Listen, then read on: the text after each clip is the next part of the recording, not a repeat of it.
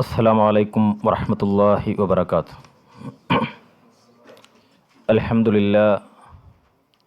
അൽഹംദുലില്ലാഹി റബ്ബിൽ ആലമീൻ. വസ്സലാത്തു വസ്സലാമു അലാ റസൂലിഹിൽ അമീൻ വഅലാ ആലിഹി വഅസ്ഹാബിഹി അജ്മഈൻ വബഅദ്. യാ അയ്യുഹല്ലദീന ആമനുത്തഖുല്ലാഹ ഹഖ്ക തുഖാതിഹി വലാ തമൂതുന്ന ഇല്ലാ വഅൻതും മുസ്ലിമൂൻ. يا أيها الذين آمنوا اتقوا الله وقولوا قولا سديدا يصلح لكم أعمالكم ويغفر لكم ذنوبكم ومن يطع الله ورسوله فقد فاز فوزا عظيما. رب اشرح لي صدري ويسر لي أمري واحلل عقدة من لساني يفقهوا قولي. സഹോദരന്മാരെ, സഹോദരികളെ, വിശ്വാസികളെ, അല്ലാഹു സുബ്ഹാനഹു വ തആലയുടെ നിയമനിർദ്ദേശങ്ങൾ പാലിച്ച് ജീവിക്കാൻ നമ്മളെല്ലാവരും ബാധ്യസ്ഥരാണ് എന്നുണർത്തുകയാണ്. മുഅ്മിനായി, മുസ്ലിമായി, മുത്തഖിയായി ജീവിച്ച് മരണപ്പെടാൻ റബ്ബ് സുബ്ഹാനഹു വ തആല നമുക്കെല്ലാം തൗഫീഖ് നൽകി അനുഗ്രഹിക്കുമാറാവട്ടെ. അള്ളാഹുവിൻ്റെ വിശിഷ്ട നാമങ്ങളെക്കുറിച്ച്, അസ്മാഉൽ ഹുസ്നയെക്കുറിച്ചാണ് നമ്മൾ സംസാരിച്ച് വരുന്നത്. ഇൻഷാ അല്ലാഹ് ഇന്നത്തെ ക്ലാസ്സിൽ അള്ളാഹുവിൻ്റെ നാമങ്ങളുടെ കൂട്ടത്തിൽ അടിസ്ഥാന നാമമായ അഥവാ അൽ ഇസ്മുൽ ജലാലയായ അള്ളാഹു എന്ന ആ നാമത്തെക്കുറിച്ച് ചില കാര്യങ്ങളാണ് സൂചിപ്പിക്കാൻ ഉദ്ദേശിക്കുന്നത്. ബിഇദ്നില്ലാഹി വബിത്തൗഫീഖ് ഇൻഷാ അല്ലാഹ്. അള്ളാഹു എന്ന അള്ളാഹുവിൻ്റെ നാമം, ഈ നാമത്തിൻ്റെ ഉത്ഭവം, ആ അള്ളാ എന്ന ഖലിമ അതെങ്ങനെ ഉണ്ടായി എന്നുള്ളത് പണ്ഡിതന്മാർക്കിടയിൽ അഭിപ്രായ വ്യത്യാസമുണ്ട്.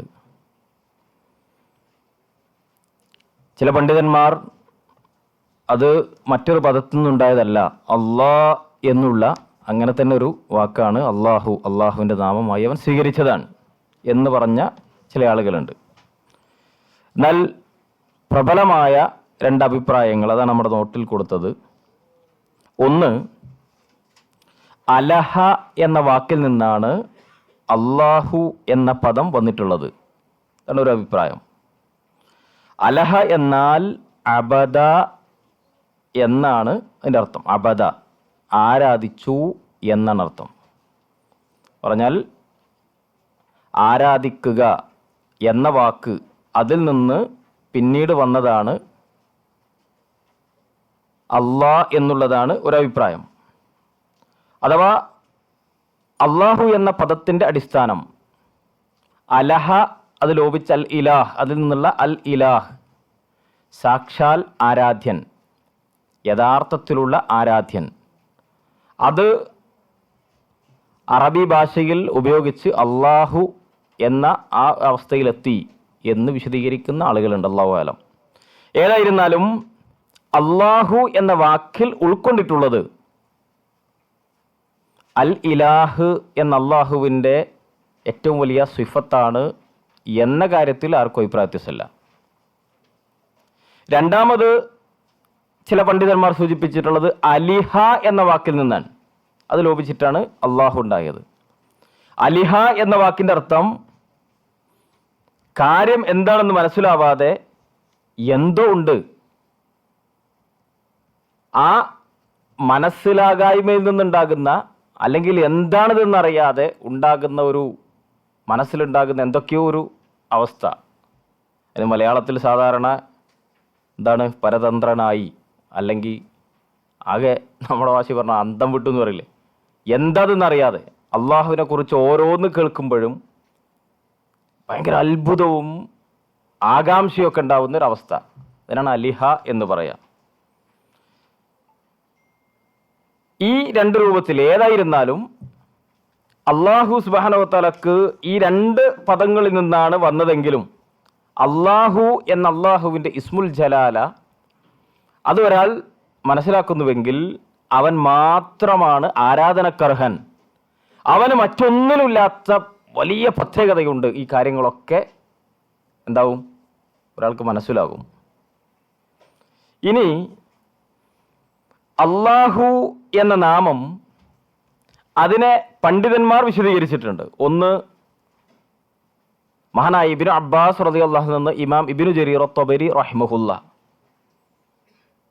എന്താണ് അള്ളാഹ് എന്ന കലിമ?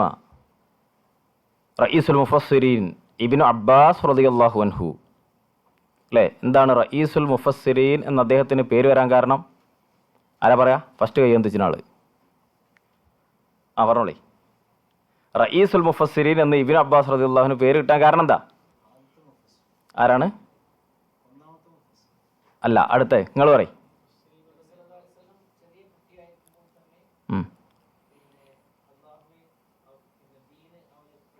അല്ലാഹുമ്മ അല്ലിമഹു അല്ലാഹുമ്മ യുഫഖിഹു ഫിദ്ദീൻ എന്ന് പറഞ്ഞിട്ട് പ്രാർത്ഥിച്ചു.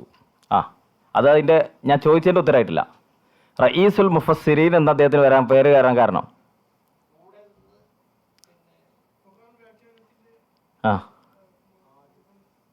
ഖുർആൻ വ്യാഖ്യാനത്തിൻ്റെ അതാണ് നേതാവ്. നിങ്ങളെ പേരെന്തേനു? ഈ പരിപാടി കഴിയുമ്പോൾ ഒരു സമ്മാനം വാങ്ങണം കേട്ടോ നിങ്ങൾ ഇൻഷാ അല്ലാഹ്.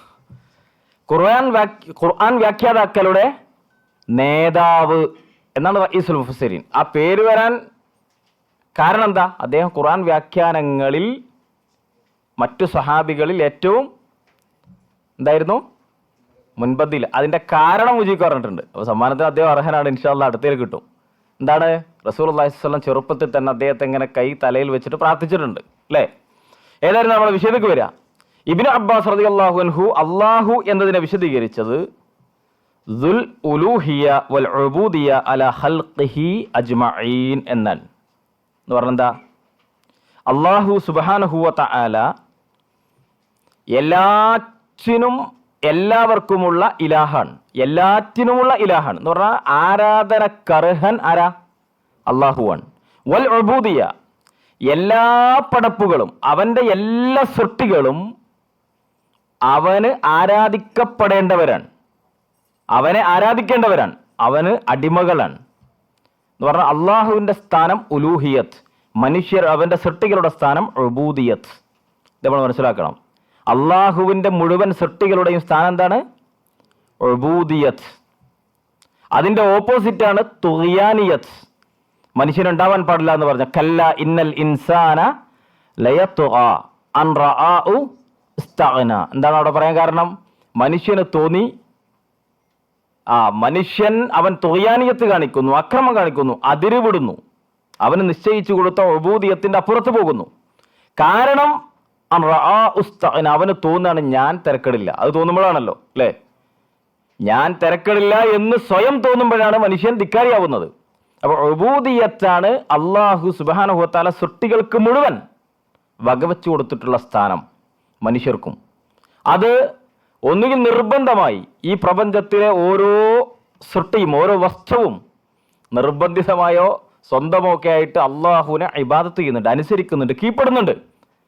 നമ്മുടെ ശരീരം പോലും, നമ്മുടെ കണ്ണ് എത്ര സമയം കാഴ്ചയുണ്ടാവണമെന്ന് ആരാ തീരുമാനിക്കണേ? അള്ളാഹുവാണ്. അത് നമ്മുടെ സ്വാതന്ത്ര്യത്തിനനുസരിച്ച് പറ്റില്ല. നമ്മുടെ കൈകാലുകൾ ഈ ചലിക്കുന്നത് അള്ളാഹുവിൻ്റെ നിർദ്ദേശപ്രകാരം അവന് കീഴ്പ്പെട്ടുകൊണ്ടാണ്. എന്നാൽ പ്രവർത്തനം ചില കാര്യങ്ങൾക്ക് മാത്രം വളരെ ചുരുങ്ങിയ അവസ്ഥയിൽ അള്ളാഹു എന്താക്കി? സ്വാതന്ത്ര്യം നൽകി. ആ സ്വാതന്ത്ര്യം ഉപയോഗിച്ചും മനുഷ്യൻ ചെയ്യേണ്ടത് അള്ളാഹുവിന് മാത്രം ഇബാദത്ത് ചെയ്യലാണ്. നിങ്ങൾക്ക് മനസ്സിലായിട്ടുണ്ടാവും എന്ന് വിചാരിക്കണം. അള്ളാഹു എന്ന വാക്കിൻ്റെ അർത്ഥം ഒന്ന്, അവൻ ഇലാഹാണ്, അവന് മാത്രമാണ് ഇലാഹ്, ദുൽ ഉലൂഹിയ, അവന് ഇലാഹിയത്തുണ്ട്, അത് വേറെ ആർക്കില്ല. അതേപോലെ വൽ ഉബൂദിയ, അവൻ്റെ കീഴിലുള്ള അവൻ്റെ സൃഷ്ടികൾ മുഴുവൻ അവന് അടിമകളാണ്, അവന് ഇബാദത്തു ചെയ്ത് ജീവിക്കേണ്ടവരാണ്. അള്ളാഹുവിലേക്ക് ചേർത്തി പറഞ്ഞാലും സൃഷ്ടികളിലേക്ക് ചേർത്തി പറഞ്ഞാലും അള്ളാഹുവിൻ്റെ അവനെ മാത്രം സൃഷ്ടികൾ ആരാധിക്കുക എന്നത് മനസ്സിലാവും. അത് ഈ വാക്കിൽ തന്നെ ഉണ്ട് എന്നാണ് ആര് പറയുന്നത്? ഖുർആനിൻ്റെ മുഫസ്സിറായ റഈസുൽ മുഫസ്സിരീൻ ഇബ്നു അബ്ബാസ് റളിയല്ലാഹു അൻഹു സൂചിപ്പിക്കുന്നത്. അതേപോലെ ഇമാം നാസിറുസ് സഅദി റഹിമഹുല്ലാ, അദ്ദേഹം ആധുനിക കാലത്ത് ജീവിച്ചൊരു മഹാപണ്ഡിതനാണ്, വിശുദ്ധ ഖുർആനിൻ്റെ മുഫസ്സിറാണ്. അദ്ദേഹം ഇതിനെ വിശദീകരിച്ചത് ഇതേ കാര്യം തന്നെ. ഹുവ അൽ മഅ്ലൂഹു അൽ മഅബൂദ്, അള്ളാഹുലേക്ക് ചേർത്തി പറയുമ്പോൾ അവൻ മഅ്ലൂ ആണ്, ഇലാഹാണ്, എല്ലാവർക്കും ഇലാഹാണ്. സൃഷ്ടികളിലേക്ക് ചേർത്തി പറയുമ്പോൾ അവൻ മഅബൂദാൻ, എല്ലാ സൃഷ്ടികളും അവനെ ആരാധിക്കേണ്ടവരാണ്. അൽ മുസ്തഹഖുൽ ഇഫ്റാദിഹി ബിൽ ഇബാദത്തി, ഇബാദത്തിൽ ഏകനാക്കുക എന്ന കാര്യത്തിൽ ഹക്കായ നിലക്ക് അവൻ മാത്രമാണുള്ളത്. ഇതൊക്കെ ഏതിൽ നിന്ന് കിട്ടുന്ന പറയണത്? അള്ളാഹു എന്ന് നമ്മൾ സാധാരണ പറയാറുള്ള അള്ളാഹുവിൻ്റെ നാമത്തിൽ നിന്ന് ഇതൊക്കെ കിട്ടും എന്നാണ് വിശുദ്ധ ഖുർആൻ പഠിച്ച പണ്ഡിതന്മാർ അതിനെ പഠിപ്പിച്ചിട്ടുള്ളത്. എന്ന് പറഞ്ഞാൽ രണ്ട് കാര്യം ഇത് കിട്ടണം. ഒന്ന്, ഇബാദത്തിന് അർഹതയുള്ളവൻ എന്ന അള്ളാഹുവിൻ്റെ വിശേഷണം, അള്ളാഹുവിൻ്റെ അടിമ എന്ന സൃഷ്ടികളുടെ വിശേഷണം. ഇത് രണ്ടും ഈ അള്ളാഹു എന്ന വാക്കിൽ നിന്ന് ഈ വിശദീകരണത്തിൽ നമുക്ക് കിട്ടണം. മനസ്സിലാവുണ്ടല്ലോ അല്ലേ? ഇത് രണ്ടും വിശുദ്ധ ഖുർആനിൻ്റെ ആയത്തുകൾ തെളിവെച്ചിട്ടാണ് ഇവരൊക്കെ പറഞ്ഞിട്ടുള്ളത്, വെറുതെ പറഞ്ഞല്ല. വിശുദ്ധ ഖുർആനിൽ ധാരാളം ആയത്തുകൾ കാണാം. ഇന്നമല്ലാഹു ഇലാഹുൻ വാഹിദ്, തീർച്ചയായിട്ടും അള്ളാഹു അവൻ മാത്രമാണ് ഏകനായ ഇലാഹ്. അതാണ് അൽ ഇലാഹ്, അവൻ മാത്രമാണ് സാക്ഷാൽ ആരാധ്യൻ. അതുകൊണ്ട് തന്നെ അള്ളാഹു സുബ്ഹാനഹു വ തആല സൃഷ്ടികളിലേക്ക് പറഞ്ഞു. വിശുദ്ധ ഖുർആനിൽ വേറെയും ആയത്തുകളാണ്. സൂറത്ത് സുഹ്റുഫിന്റെ 84 ആയത്തിൽ കാണാം, വഹുവല്ലദീ ഫിസ്സമാഇ ഇലാഹുൻ വഫിൽ അർളി ഇലാഹുൻ വഹുവൽ ഹകീമുൽ അലീം. ഒന്നുകൂടി വേർതിരിച്ച് പറഞ്ഞു, ആകാശങ്ങളിലാവട്ടെ ഭൂമിയിലാവട്ടെ ഇലാഹാരാണ്? അള്ളാഹു മാത്രമാണ് അല്ലേ? അതുകൊണ്ട് നിങ്ങൾ അള്ളാഹുവിനെ ആരാധിക്കണം. അതാണ് മൂസാ നബി അലൈഹി സ്വലാത്തു വസ്സലാമയെ അള്ളാഹു കണ്ടുമുട്ടുന്ന സമയം മൂസാ നബിയോട് സംസാരിച്ചു തുടങ്ങുമ്പോൾ തന്നെ എന്താ പറയുന്നത്? ഇന്നനി അനല്ലാഹു, ഞാനാണ് അള്ളാഹ്. എന്നിട്ട് എന്താണ് അള്ളാഹ് എന്ന് പറയാൻ? എന്താ? ലാ ഇലാഹ ഇല്ല അന. അതാണ് ഈ പണ്ഡിതന്മാരൊക്കെ പറഞ്ഞ ദുൽ ഉലൂഹിയ അല്ലെങ്കിൽ മഅ്ലൂ. ഞാനല്ലാതെ ആരാധനക്കർഹനില്ല, ഞാനല്ലാതെ ഇലാഹില്ല. ഒരു ഭാഗം ഫഅബുദിനി, അതുകൊണ്ട് നീ എന്താക്കണം? എന്നെ മാത്രം ആരാധിക്കണം. സൃഷ്ടികളിലേക്ക് ചേർത്തുമ്പോൾ അള്ളാഹുവിന് മാത്രം ഇബാദത്ത്, അള്ളാഹുവിൽ ചേർക്കുമ്പോൾ അവൻ മാത്രമാണ് ഇലാഹ്.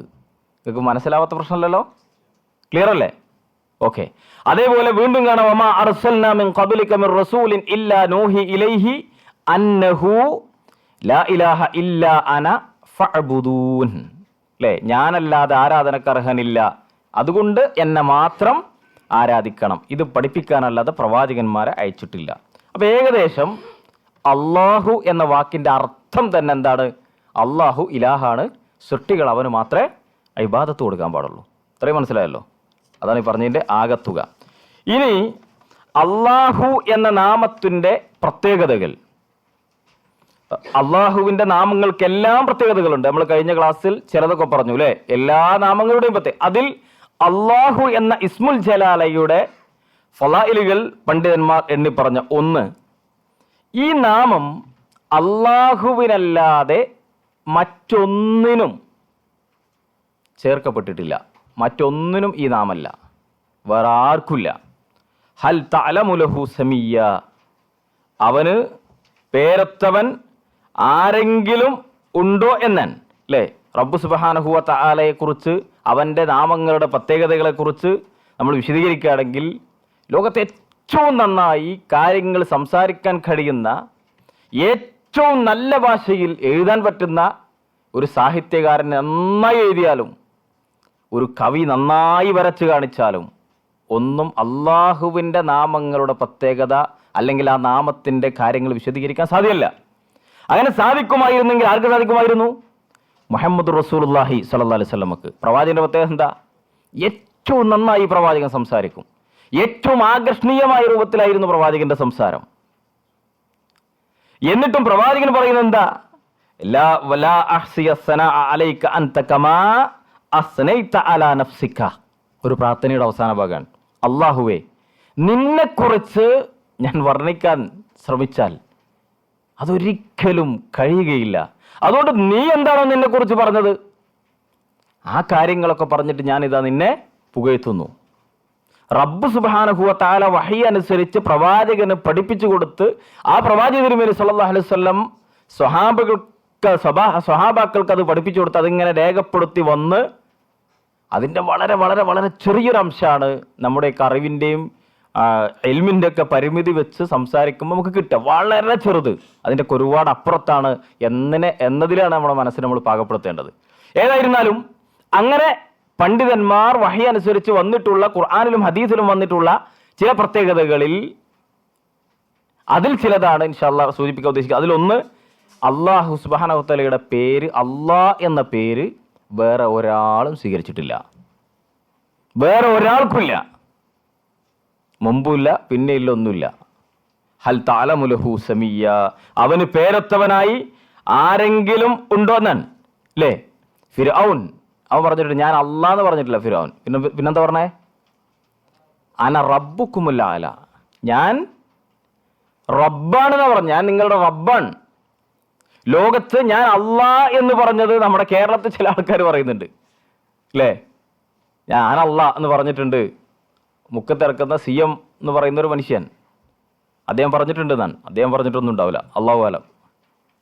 ഏതായിരുന്നാലും അല്ലാഹു എന്ന് പറഞ്ഞാൽ എന്താണ് എന്ന് ഏത് നിഷേധിക്കും മനസ്സിലാവും. ഒരാളും മറ്റൊന്നിനെ സ്വീകരിച്ചിട്ടില്ല. മക്കയിലെ ബഹുദൈവ വിശ്വാസികൾ അവരും വ്യത്യസ്ത ഇലാഹുകൾ അവർ സ്വീകരിച്ചിട്ടുണ്ട്. പക്ഷെ അല്ലാഹ് എന്ന പേരിൽ എന്താക്കിയിട്ടില്ല, ഒരു ഇലാഹിനെ അവർ സ്വീകരിച്ചിട്ടില്ല. അല്ലാഹ് എന്ന് പറഞ്ഞാൽ അവർക്കറിയാം അത് സാക്ഷാൽ ഇലാഹാണ്. അപ്പോൾ ഒന്നാമത്തെ കാര്യം അതാണ്, ദീർഘമായി വിശദീകരിക്കേണ്ട ആവശ്യമില്ല. ഇനി നോക്കൂ നിങ്ങൾ, ഈ ആയത്ത് വിശദീകരിക്കുമ്പോൾ ഇമാം ഇബ്നുൽ ഖയ്യിം റഹിമഹുല്ലാഹ് മഹാപണ്ഡിതനാണ് ഇസ്ലാമിക ലോകത്തെ. അദ്ദേഹത്തിൽ നിന്നുള്ളൊരു അസർ കാണാം. ജമീഉ അഹ്ലിൽ അർള് യഅലമൂന അന്നല്ലാഹ ഇസ്മുൻ ലിറബ്ബിൽ ആലമീൻ. ലോകത്തുള്ള അഹ്ൽ അർളിൽപ്പെട്ട മുഴുവൻ ആളുകളും യഅലമൂന അവർ മനസ്സിലാക്കുന്നുണ്ട് അന്നല്ലാഹ ഇസ്മുൻ ലിറബ്ബിൽ ആലമീൻ. അല്ലാഹു എന്ന് പറഞ്ഞാൽ അത് ലോകരക്ഷിതാവിന്റെ നാമാണെന്ന് എല്ലാവർക്കും അറിയാം. എന്നിട്ട് അദ്ദേഹം പറയുന്നു വഹുവ റബ്ബുൻ കുല്ലു ശൈഇൻ വമലീകുഹു, എന്ന് മാത്രമല്ല അവനാണ് എല്ലാറ്റിൻ്റെയും റബ്ബെന്നും സാക്ഷാൽ രാജാവ് അല്ലെങ്കിൽ മലീക്കെന്നും ആളുകൾക്ക് പറയും. സാക്ഷാൽ ഉടയ തമ്പുരാൻ അല്ലെങ്കിൽ സാക്ഷാൽ ആരാധ്യൻ, സർവേശ്വരൻ, ഇതൊക്കെ ആളുകൾ പറയും. നമ്മളിവിടെ സാന്ദർഭികമായിട്ടൊരു കാര്യം പറയാണ്, അള്ളാഹുവിനെ കുറിച്ച് നമ്മൾ എപ്പോഴും പറയുമ്പോൾ റബ്ബ് സുബ്ഹാനഹു വ തആല അവനെ പരിചയപ്പെടുത്തിയതാണ് നമ്മൾ പറയേണ്ടത്. മറ്റേതിനൊക്കെ പരിമിതിയുണ്ട്. അവന് ഏറ്റവും നല്ല നാമങ്ങൾ എന്ന് പറഞ്ഞാൽ അവൻ പരിചയപ്പെടുത്തിയിട്ടുണ്ട്, ഖുർആനിലും ഹദീസിലും ഉണ്ട്. അവിടെ തന്നെ നിർത്താനാണ് നമ്മൾ പഠിക്കേണ്ടത്, ശ്രമിക്കേണ്ടത്. കാരണം മറ്റേ നിങ്ങൾ ദൈവം എന്ന് പറഞ്ഞാൽ ദൈവങ്ങൾ നെയ്താ, അള്ളാഹു അതിന് ബഹുവചനല്ല, സ്ത്രീലിംഗമില്ല, പുല്ലിംഗമല്ല. അപ്പൊ ഇതിനോട് ഒരിക്കലും അതെന്താവില്ല, ശരിയാവൂല അല്ലേ? ഏതായിരുന്നാലും ഇബ്നുൽ ഖയ്യിം റഹിമഹുല്ലാഹ് പറയുന്നു, അതുകൊണ്ട് ഒരാൾക്ക് അള്ളാഹ് എന്ന് പറഞ്ഞാൽ അള്ളാഹു എന്ന് ലോകത്തെവിടെ പറഞ്ഞാലും അത് ആളുകൾക്കറിയാം, ഇത് സാക്ഷാൽ ആരാധ്യൻ അല്ലെങ്കിൽ സാക്ഷാൽ സൃഷ്ടാവ്. വഹുവ അശ്ഹറു മിൻ കുല്ലി ഇസ്മിൻ വുളിഅ ലികുല്ലി മുസമ്മ, എല്ലാ പേരിൽ നിന്നും ഏറ്റവും അഷ്ഹുറായി ലോകത്തെല്ലായിടത്തും ഉള്ള ആളുകൾക്ക് അറിയുന്നതാണ് അള്ളാഹ് എന്നുള്ളത്. ഫഹുവല്ലാഹുല്ലദീ തഅ്ലൂഹു അൻ-നുഫൂസ്.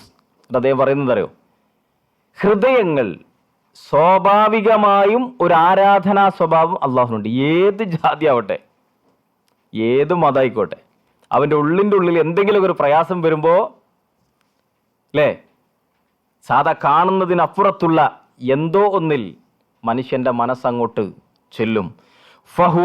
എന്നിട്ട് വതുഹിബ്ബുഹു അൽ ഖുലൂബ്, ഹൃദയങ്ങൾ അവനെ സ്നേഹിക്കും.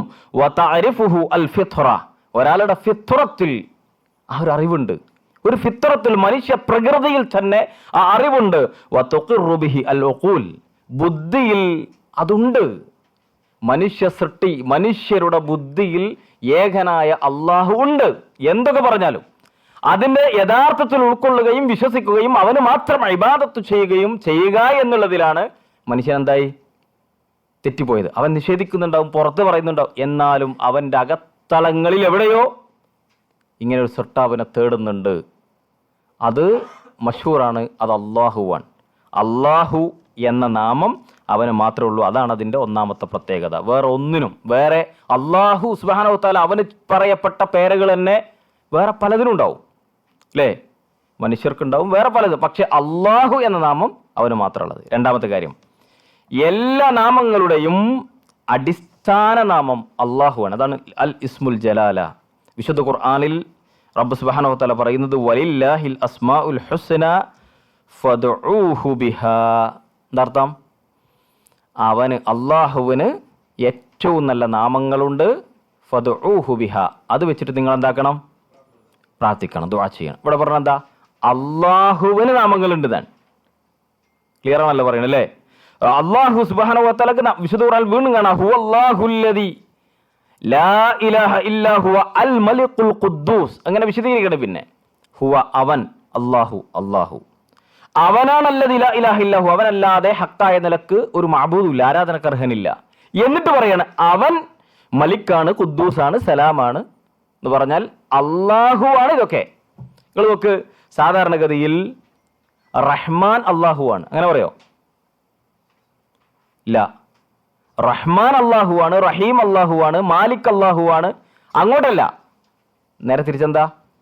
അള്ളാഹു റഹ്മാനാണ്, അള്ളാഹു റഹീമാണ്, അള്ളാഹു ഖാലിക്കാണ് അല്ലേ? നേരെ തിരിച്ചു പറഞ്ഞാൽ അതൊക്കെയാണ് അള്ളാഹു. പക്ഷെ അള്ളാഹുവിലേക്കാണ് മറ്റതൊക്കെ ചേർത്തി പറയുക. ഇനി മുഹമ്മദ് റസൂലുള്ളാഹി സ്വല്ലല്ലാഹി അലൈഹി വസല്ലമയെ കുറിച്ച് റസൂലുള്ളാ എന്നാ പറയല്. അള്ളാഹുവിൻ്റെ ഇസ്മുൽ ജലാലയിലേക്ക് ചേർത്തിട്ടാണ്, അങ്ങനെയല്ല പറയാ റസൂലുള്ളാ. ഹദീസുകളിലൊക്കെ അങ്ങനെയാണ് വന്നിട്ടുള്ളത്. അതുകൊണ്ട് എല്ലാ നാമങ്ങളുടെയും അടിസ്ഥാന നാമമാണ് എന്ത്? അള്ളാഹു എന്ന നാമം. മൂന്നാമത്തെ കാര്യം, അള്ളാഹുവിൻ്റെ ഓരോ നാമത്തിലും എന്തുണ്ട്? ഓരോ സിഫത്തുകളുണ്ടാവും. ഇപ്പോൾ അർ റഹ്മാൻ, അതിലെന്തുള്ളത്? കാരുണ്യ, റഹ്മ എന്ന അള്ളാഹുവിൻ്റെ സിഫത്ത്. ഇങ്ങനെ ഓരോന്നിലുണ്ട് അല്ലേ? എന്നാൽ അള്ളാഹുവിന് പറയപ്പെട്ടിട്ടുള്ള എല്ലാ നാമങ്ങളിലും ഉൾക്കൊണ്ടിട്ടുള്ള എല്ലാ സിഫത്തുകളും ഈ നാമത്തിൽ ഉൾക്കൊണ്ടിട്ടുണ്ടെന്നാണ്. സുബ്ഹാനല്ലാഹ്. ഏത്? അള്ളാഹ് എന്ന നാമത്തിൽ. അതെങ്ങനെയാണ്?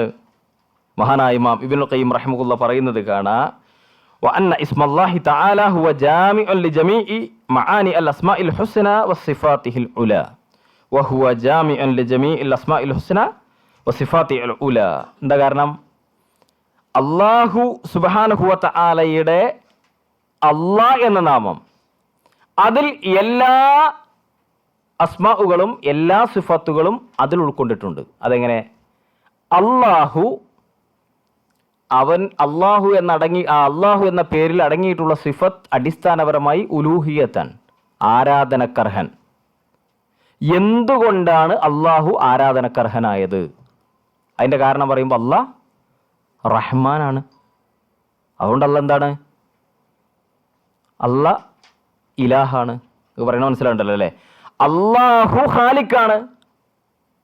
അതുകൊണ്ട് അള്ളാഹു അവൻ മാത്രമാണ് ആരാധിക്കപ്പെടേണ്ടത്. അള്ളാഹു സുബ്ഹാനഹു വ തആല മാലിക്കാണ്. അതുകൊണ്ട് അവനാണ് എന്ന് പറഞ്ഞാൽ അള്ളാഹുവിന് പറയപ്പെട്ടിട്ടുള്ള സിഫത്തുകൾ മുഴുവൻ ഏതിലേക്ക് മടങ്ങുക? അവൻ മാത്രമാണ് ആരാധ്യൻ, ആരാധനക്കർഹൻ എന്നതിലേക്ക് മടങ്ങുക. ഇതൊക്കെ അള്ളാഹ് വിശദീകരിച്ചത് അവന് മാത്രം നിങ്ങൾ ഇബാദത്ത് ചെയ്യണം എന്ന് പറയാനാ. ആ കാര്യമാണ് ഏതിലുള്ളത്? അള്ളാഹു എന്ന നാമത്തിലുള്ളത്. നിങ്ങൾക്ക് മനസ്സിലാവുണ്ടെന്ന് ഞാൻ വിചാരിക്കുന്നുണ്ട് കേട്ടോ. നാലാമത്തെ കാര്യം, വിശുദ്ധ ഖുർആനിൽ ഏറ്റവും കൂടുതൽ പ്രയോഗിച്ചിട്ടുള്ള അള്ളാഹുവിൻ്റെ നാമം എത്ര തവണയാണ് പ്രയോഗിച്ചിട്ടുള്ളത്? ആരാ പറയാ? എത്ര? ഇതിൽ തെറ്റാട്ടോ നോട്ടിൽ, അത് നോക്കി പറയണ്ട, അതിൽ തെറ്റിയതാണ്. 2200 പ്രാവശ്യം വന്നിട്ടുണ്ട് കേട്ടോ. 2000. ഇത് ഫിഖ്ഹുൽ അസ്മാഉൽ ഹുസ്ന എന്ന ഷെയ്ഖ് മുഹ്സിൻ അബ്ബാദുൽ ബദറിൻ്റെ ഗ്രന്ഥമാണ്. ഇതിൽ പറഞ്ഞിട്ടുണ്ട്. ഇത് നോട്ടിൽ ഞാൻ ടൈപ്പ് ചെയ്ത് വിട്ടെടുത്ത് മാറിയതാണ്. ഇതായിരുന്നാലും അവിടെ നിന്ന് തിരുത്തിയതാണേ. 2000 അങ്ങനെ ഒരു കറക്റ്റ് കണക്കും വന്നിട്ടുണ്ട് അവിടെ അല്ലേ. 2200 അധികം ഉണ്ട്. ഇനി 262 എന്നൊക്കെ ചില ആളുകൾ പറഞ്ഞുകൊണ്ടാണ് അങ്ങനെ എനിക്കൊരു സംശയം വന്നത്. ഏതായിരുന്നാലും ഏറ്റവും കൂടുതൽ തവണ. പിന്നെ അടുത്ത് വന്നിട്ടുണ്ട് എന്താണ്? 33ഓളം ആയത്തുകൾ അത് തുടങ്ങിയിട്ടുള്ളത് ഏതിലാ? അള്ളാഹു എന്ന ആ അള്ളാഹുവിൻ്റെ ഇസ്മുൽ ജലാല ആ വാക്ക് ഉപയോഗിച്ചിട്ടാണ്, ഖലിമ ഉപയോഗിച്ചിട്ടാണ്. അതേപോലെ വിശുദ്ധ ഖുർആൻ ആരംഭിക്കുന്നത് എന്ത് പറഞ്ഞിട്ടാ? ബിസ്മില്ല എന്ന് പറഞ്ഞിട്ടാ. ഖുർആന്റെ പ്രത്യേകത എന്താ? തുടങ്ങുന്നത് അള്ളാഹിനെ കുറിച്ചിട്ട്, അവസാനിപ്പിക്കുന്നതും അള്ളാഹുവിനെ കുറിച്ചിട്ടാണ്. ഖുൽ റബ്ബിന്നാസ് മൊത്തം പറയുന്ന ആരെ കുറിച്ചാ? അള്ളാഹുവിനെ കുറിച്ച് അല്ലേ? വിശുദ്ധ ഖുർആനിൽ നമ്മളിങ്ങനെ വായിച്ചു വരുമ്പോൾ ഒട്ടുമിക്ക പേജുകളിലും എന്തുണ്ടാവും? അള്ളാഹു എന്ന അള്ളാഹുവിൻ്റെ ആ നാമം ഉണ്ടാവും. അതെ, എല്ലാ ആയത്തുകളിലും അള്ളാഹു എന്ന് പേരുള്ള അള്ളാഹുവിൻ്റെ ആ കെലിമ അള്ളാഹ് എന്ന് വന്നിട്ടുള്ള എല്ലാ ആയത്തുകളും വന്നിട്ടുള്ള സൂറത്തുണ്ട്. ആർക്കറിയാം? ഇല്ലല്ല, അതിൽ വന്നിട്ടില്ല. സൂറത്തുൽ ഇഖ്ലാസിൽ എല്ലാ ആയത്തിലും ഇല്ലല്ലോ. ലം യകുൽ ലഹു കുഫുവൻ അഹദ്, അവിടെ ഇല്ലല്ലോ. എല്ലാ ആയത്തിലും അള്ളാഹ് എന്ന് വന്നിട്ടുണ്ട്. ആർക്കറിയാം? കമ്പനി കടിക്കും ഇല്ലെങ്കിൽ. ഒരു സൂറത്തനുണ്ട്, സൂറത്തുൽ മുജാദല കേട്ടോ. സൂറത്തുൽ മുജാദല ഇന്നത്തെ ക്ലാസ് മുതലായി. എല്ലാ ആയത്തിലും അള്ളാഹു എന്ന് ആ സൂറത്ത് വന്നിട്ടുണ്ട്. എല്ലാ ആയത്തിലും ഉണ്ട് സൂറത്തുൽ മുജാദല. ഓക്കെ, അപ്പോൾ ബിസ്മില്ലാഹി റഹ്മാൻ റഹീം എന്ന് തുടങ്ങുന്നത്, ഖുർആൻ തുടങ്ങുന്നത് അങ്ങനെയാണ്. ഇനി നോക്കൂ നിങ്ങൾ, നമസ്കാരം, അതിൻ്റെ ബാങ്ക് എന്താണുള്ളത്? അല്ലാഹു അക്ബർ, അല്ലാഹു അക്ബർ അല്ലേ? ഇഖാമത്ത്, നമസ്കാരം തുടങ്ങുന്നത് എന്ത് പറഞ്ഞാ? അല്ലാഹു അക്ബർ. അവസാനിപ്പിക്കുന്നതോ വറഹ്മത്തുല്ലാ. അല്ലാഹു അക്ബർ പറഞ്ഞു തുടങ്ങും, വറഹ്മത്തുല്ലാ എന്ന് പറഞ്ഞിട്ട് അവസാനിപ്പിക്കും. അതിനിടയിൽ എത്ര പ്രാവശ്യം പറയുന്നുണ്ടാവും? ലോകത്ത് ഏറ്റവും കൂടുതൽ പ്രയോഗിക്കുന്ന കലിമ ഏതായിരിക്കും? അല്ലാഹ് എന്നുള്ളതാണ്, ഒരു സംശയമില്ല അതിൽ. എല്ലാ സമയത്തും ലോകത്ത് എന്ത് നടക്കുന്നുണ്ട്? ബാങ്ക് നടക്കുന്നുണ്ട്, ഇഖാമത്ത് നടക്കുന്നുണ്ട്, നമസ്കാരം. അതിൻ്റെ ഭൂമിയുടെ അതല്ലെങ്കിൽ പ്രപഞ്ചത്തിൻ്റെ ഒരു ഘടന അങ്ങനെയാണ്. മുഴുവൻ സമയം ഇങ്ങനെ മാറി വരും. ലോകത്ത് ബാങ്ക് വിളിച്ചുകൊണ്ടേയിരിക്കുന്നുണ്ട്, ലോകത്ത് ഇഖാമത്ത് കൊടുത്തുകൊണ്ടേയിരിക്കുന്നുണ്ട്, സുജൂദുകൾ നിർവഹിച്ചുകൊണ്ടേയിരിക്കുന്നുണ്ട്. അപ്പോൾ അള്ളാഹു എന്നത് ഏറ്റവും കൂടുതൽ പ്രയോഗിക്കും എന്ന് മാത്രമല്ല, നമസ്കാരം കഴിഞ്ഞാലോ, നമസ്കാരത്തിൻ്റെ നമ്മൾ അല്ലാഹു അക്ബർ എന്ന് പറഞ്ഞാൽ തക്ബീറത്തുൽ ഇഹ്റാം തുടങ്ങി ഇനി പ്രാരംഭ പ്രാർത്ഥന ഏതില്ലാലും അതിലുണ്ട്. പിന്നെ ബിസ്മി ചൊല്ലിയിട്ട് അടുത്ത സൂറത്ത് ഓതുമ്പോൾ റുക്കൂയിലേക്ക് പോകുമ്പോൾ അല്ലാഹു അക്ബർ, റുക്കൂയിലുള്ള പ്രാർത്ഥനയിൽ ഇങ്ങനെ അല്ലാഹു എന്ന വാക്ക് ഇങ്ങനെ ഉപയോഗിച്ചു കൊണ്ടേയിരിക്കുകയാണ് അല്ലേ? നമസ്കാരം കഴിഞ്ഞാൽ അസ്തഗ്ഫിറുല്ലാഹ്, അത് കഴിഞ്ഞിട്ട് അല്ലാഹുമ്മ അൻത സ്വലാം അല്ലേ? അവിടുന്ന് ഇങ്ങോട്ടുള്ള ഓരോ സുബ്ഹാനല്ലാഹ്, അൽഹംദുലില്ലാഹ്, അല്ലാഹു അക്ബർ. നിങ്ങൾ നോക്കി, ഏത് ദിക്റുകൾ, അദ്കാറുകൾ മുഴുവൻ, അത് പിന്നെ വരുന്നുണ്ട്, ദുആകളും അദ്കാറുകളൊക്കെ മുഴുവൻ എന്ന് പറയാ നല്ലൊരു ശതമാനവും അള്ളാഹു എന്ന ആ അള്ളാഹുവിൻ്റെ നാമം വിളിച്ചിട്ടാണ് ഉണ്ടാവുക. പ്രത്യേകിച്ച് ദിക്റുകൾ വളരെ ചുരുങ്ങിയതൊക്കെ ഉണ്ട്, എന്നാലും മഹാഭൂരിപക്ഷം. ഇനി ഷഹാദത്ത് കലിമ. ഷഹാദത്ത് കലിമ ഇസ്ലാമിൻ്റെ അടിത്തറയാണ് ആണല്ലോ. ഷഹാദത്ത് കലിമയാണ് ഒരാൾ മുസ്ലിം ആവാനുള്ള ഏറ്റവും ആദ്യത്തെ ഏറ്റവും അടിസ്ഥാനപരമായ യോഗ്യത. അത് പ്രഖ്യാപിക്കുക, അത് മനസ്സറിഞ്ഞ് സത്യപ്പെടുത്തി പ്രഖ്യാപിക്കുമ്പോഴാണ് ഒരാൾ എന്താവുക? മുസ്ലിം ആവുക. അതിലുള്ള എന്താ? അഷ്ഹദു അല്ലാ ഇലാഹ ഇല്ലല്ലാഹ്. വിശദീകരിക്കേണ്ട ആവശ്യമില്ല. ഇനി ഇങ്ങനെയൊക്കെയാണെങ്കിലും ഒരാൾ പോലും ഭൂമിയിൽ അല്ലാ എന്ന് പറയാത്ത അവസ്ഥ ഉണ്ടാകുമ്പോഴേ എന്തുണ്ടാവുള്ളൂ? ഖിയാമത്ത് സംഭവിക്കുള്ളൂ. ആ രംഗങ്ങളൊന്നും ആലോചിക്കുക. അപ്പം എന്തായിരിക്കും ഈ ഭൂമിയിലെ മനുഷ്യൻ്റെ അവസ്ഥ? ഒരാൾ പോലും അല്ലാ എന്ന ആ വാക്കുച്ചരിക്കാത്ത സമയത്ത് ഖിയാമത്ത് ഉണ്ടാവുക. എൻ്റെ അർത്ഥം എന്താ? അത്രയും ലോകം എന്താവും? അധപ്പതിക്കും. അവസാനത്തെ മുഅ്മിനും ഈ ഭൂമിയിൽ നിന്നാണ് ഇല്ലാതാവുമ്പോഴെന്തുണ്ടാവുള്ളൂ?